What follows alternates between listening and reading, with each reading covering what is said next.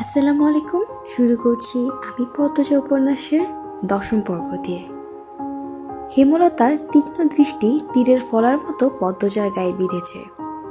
সে কাপা স্বরে জানিয়ে দিল শুটিং দলের একজন এসেছিল। হেমলতার ঠোঁট দুটো কেঁপে উঠল প্রচণ্ড আক্রোশে। পদ্মজা সবাইকে চিনে না, তাই তিনি পূর্ণাকে প্রশ্ন করলেন, পূর্ণা, কে এসেছিল? পূর্ণা 2 সেকেন্ড ভাবল, এরপর নতমুখে বলল, কালো দেখতে যায়, কি মিলন নাম। পদ্মজা আর চোখে পূর্ণার দিকে তাকালো। তার ভয় হচ্ছে মা যদি এখন বলে মিলন তো তার সামনেই ছিল, তখন কি হবে? পূর্ণা মিথ্যে বলল কেন? সত্যি বললেই তো পারত। হেমলতা বিশ্বাস করেছেন নাকি করেননি দৃষ্টি দেখে বোঝা গেল না। পূর্ণা মাথা নত করে অপরাধীর মতো দাঁড়িয়ে রইল। হেমলতা বারান্দা অবধি এসে আবার ঘুরে তাকালেন। মনটা খচখচ করছে, মনে হচ্ছে খাপলা আছে, নাকি তার সন্দেহ মনের ভুল ভাবনা, কে জানে। রাতে পদ্মজা খেতে চাইল না। বিকালে ঘটে যাওয়া ঘটনা তাকে ঘুরে রেখেছে। চিঠিটা পড়তে বিন্দুমাত্র ইচ্ছে হচ্ছে না, তবুও কেমন কেমন যেন অনুভূতি হচ্ছে, অচেনা অজানা অনুভূতি। পদ্মজার হাবভাব হেমলতার বিচক্ষণ দৃষ্টির অগোচরে পড়ল না। তিনি ঠিকই খেয়াল করেছেন, কিন্তু মেয়েরা স্বয়ং আল্লাহ ছাড়া অন্য সবার কাছ থেকে কথা লুকোনোর ক্ষমতা নিয়ে যে জন্মায় তা তো অস্বীকার করা যায় না। যেমন তিনি এই ক্ষমতা ভালো করেই রপ্ত করতে পেরেছেন। পদ্মজাকে জোর করে খাইয়ে দিলেন, কিন্তু কোনো প্রশ্ন করলেন না। রাতের মধ্যভাগে মোর্শেদ হেমলতাকে জড়িয়ে ধরতে চাইলে হেমলতা এক ঝাপটায় সরিয়ে দিলেন।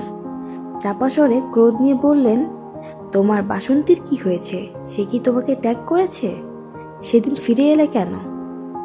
মোর্শেদ চমকালেন, অপ্রস্তুত হয়ে উঠলেন। হেমলতা বাসন্তীকে চিনল কি করে? এই নাম তার গোপন অধ্যায়। অবশ্য হেমলতা মতো মহিলা না জানেই বোধহয় বেমানান লাগত। মোর্শেদ বিব্রত কণ্ঠে বললেন, হে, আমার কি ত্যাগ করব? আমি হেরে ত্যাগ কইরা দিছি। হেমলতা বাঁকা হাসলেন। অন্ধকারে তা নজরে এলো না মোর্শেদের। 20 বছরের সংসার এমন আচমকা ভেঙে গেল যে। হেমলতার কণ্ঠে ঠাট্টা স্পষ্ট। চাপা দীর্ঘশ্বাসটা গোপনে বয়ে গেল। মোর্শেদের শরীরের পশম দাঁড়িয়ে গেল। এই খবর হেমলতা জানে? এত কিছু কি করে? হেমলতার চোখের কোণে জল চিকচিক করে উঠল। তিনি চাদর গায়ে দিয়ে চলে যান বারান্দায়। রাতে বেশ ঠান্ডা পড়ে। মোর্শেদের কোনো কৈফিয়ত তিনি শুনতে চান না, তাই বারান্দার রুমে এসে বসেন।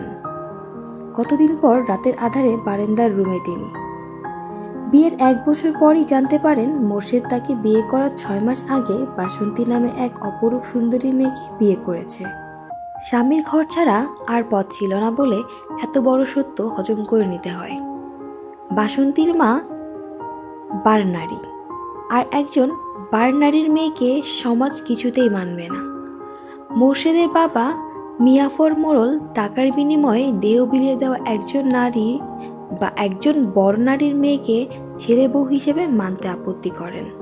ততদিনে মোর্শেদ বিয়ে করে নিয়েছে। সে খবর মিয়াফর মোড়ল পেলেন না। তিনি মোর্শেদের মন ফেরাতে শিক্ষিত এবং ঠান্ডা স্বভাবের হেমলতাকে বেছে নিলেন। কুরবান হলো হেমলতার। তখন কলেজে ওঠার 7 মাস চলছিল। এরপর পড়াটাও আর চলল না। জীবনের মোড় করুণ রূপে পাল্টে গেল। পরদিন সকাল সকাল স্কুলে রওনা হলো তারা। পূর্ণা পথে চিঠিটা পড়ার পরিকল্পনা করছিল। পদ্মজা হাতে দিল না। শেয়ানা 2টা মেয়ের হাতে কেউ চিঠি দেখে ফেললে ইজ্জত যাবে। পূর্ণা পদ্মজার প্রতি বিরক্ত বোধ করল। চিঠিটা তার কাছে। পথে নতুন করে পরিকল্পনা করলো সে ক্লাসে বইয়ের চিপায় রেখে চিঠি পড়বে। তাও হলো না। পরপর 2 দিন কেটে গেল। সুযোগ পেলেও পদ্মজা পড়তে দিত না বা দিতে চাইতো না। সারাক্ষণ হাতে জান নিয়ে যেন থাকে। এই বুঝি মা এলো। 2 দিন পর মোক্ষম সুযোগ পেল। হেমলতা বাপের বাড়ি গিয়েছেন প্রান্ত এবং প্রেমাকে নিয়ে। যদিও কয়েক মিনিটের পথ, দ্রুতই ফিরবেন। পদ্মজার চেয়ে পূর্ণার আগ্রহ বেশি। সে চিঠি খোলার অপেক্ষায় ছিল। আজ খুলতে গিয়ে মনে হলো যার চিঠি তার খোলা উচিত এবং আগে তার পড়া উচিত। তাই পদ্মজার দিকে চিঠি বাড়িয়ে দিল। পদ্মজা চিঠি খুলতে দেরি করছিল বলে পূর্ণা তাড়া দিল। এই আপা, খোল না, লজ্জা পাচ্ছ কেন? চিঠি এটা, কারো গায়ের কাপড় খুলতে বলছি না। পদ্মজা চমকে তাকালো, যেন পূর্ণা কাউকে খুন করার কথা বলছে। পদ্মজা বলল, কিসব কথা পূর্ণা? আচ্ছা মাপ চাই, আর বলবো না। পদ্মজা ভাঁজ করা সাদা কাগজটা মেলে ধরলো চোখের সামনে। প্রথমেই বড় করে লেখা, প্রিয় পদ্মফুল। পূর্ণা পাশে এসে বসলো, দুজনের মনোযোগ চিঠিতে। প্রিয় পদ্মফুল, আমি ভেবে উঠতে পারছি না কিভাবে বলবো। আজ চলে যাব ভাবতেই বুকে তোলপাড় চলছে। তার কারণ তুমি। যেদিন তোমাকে প্রথম দেখি থমকে গিয়েছিল নিঃশ্বাস, কণ্ঠনালী। এতটুকু মিথ্যা বলিনি। সেদিন শুটিংয়ে সংলাপ বলতে গিয়ে ভুল করেছি বারবার। না চাইতেও বারবার চোখ ছুটে যাচ্ছিল লাহারি ঘরের দিকে। বুকে থাকা হৃৎপিণ্ডটায় শিশির অনুভূতি শুরু হয় সেই প্রথম দেখা থেকেই। প্রতিটা ক্ষণ গুনেছি তোমাকে দ্বিতীয়বার দেখার আশায়। দ্বিতীয়বার দেখা পাই যখন বেগুন নিতে আসো। সেদিন কথা বলার লোভ সামলাতে পারিনি। টমেটোর অজুহাতে শ্রবণ করি পদ্মফুলের কণ্ঠ। মনে হচ্ছিল এমন রিনরিনে গলার স্বর আর শুনিনি। রাতের ঘুম আড়ি করে বসে। তোমায় প্রতিনিয়ত দেখার একমাত্র পন্থা তোমার স্কুল। সবার অগোচরে কতবার তোমার পিছু নিয়েছি, তুমি বোকা, ধরতেও পারোনি একবারও। সুন্দরীরা বোকা হয়, আবার প্রমাণ হলো। এই রাগ করবে না, বোকা বলেছি বলে।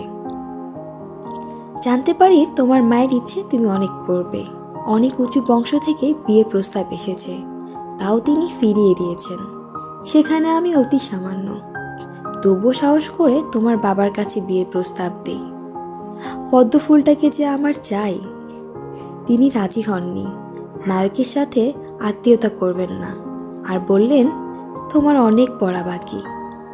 তোমার মা কিছুতেই রাজি হবেন না। আহত মনে দুপা পিছিয়ে আসি। ভেবেছি তোমার কলেজ পড়া শেষ হলে পরিবার নিয়ে বাড়িতে বিয়ের প্রস্তাব দিয়ে আসব। তোমার মা সম্পর্কে যা জেনেছি বুঝেছি তাতে এতটুকু বিশ্বাস আছে তিনি নায়ক বলে আমাকে এড়াবেন না। তিনি বিচক্ষণ মস্তিষ্কের মানুষ। আমি তোমায় ভালোবাসি পদ্মফুল। ইতি লিখন শাহ। পদ্মজার মিশ্র অনুভূতি হচ্ছে। পূর্ণা হাসছে। ভুরু উঁচিয়ে পদ্মজাকে বলল, আপারে, লিখন ভাইয়ের সাথে তোমাকে যা মানাবে, কি সুন্দর করে লিখেছে। পদ্মজা লজ্জায় চোখ তুলতে পারছে না। পূর্ণা বলল, একদম বিয়ের প্রস্তাব দিয়ে দিয়েছে। আল্লাহ! আপা, তুমি কিন্তু বিয়ে করলে লিখন ভাইয়াকেই করবে। আর বলিস না, পদ্মজা মিনমিনে গলায় বলল। পূর্ণা শুনল না। সে অনবরত কথা বলেই যাচ্ছে। আমার ভাবতেই কি যে খুশি লাগছে আপা। নায়ক লিখন শাহ আমার বোনের প্রেমে হাবুডুবু খাচ্ছে। একদিন বিয়ে হবে। চুপ কর না। এই আপা, লিখন ভাইয়াকে ফেরত চিঠি দেবা না? পদ্মজা চোখ বড় করে তাকালো। অবাক স্বরে বলল, কিভাবে? ঠিকানা কই পাবো? আর আম্মা জানলে? না না না। পূর্ণা আর কিছু বলতে পারল না। হেমলতার উপস্থিতি টের পেয়ে চুপ হয়ে গেল। পদ্মজা দ্রুত চিঠিটা ভাঁজ করে বালিশের তলায় রাখল। ভয়ে বুক ধুকপুক করছে।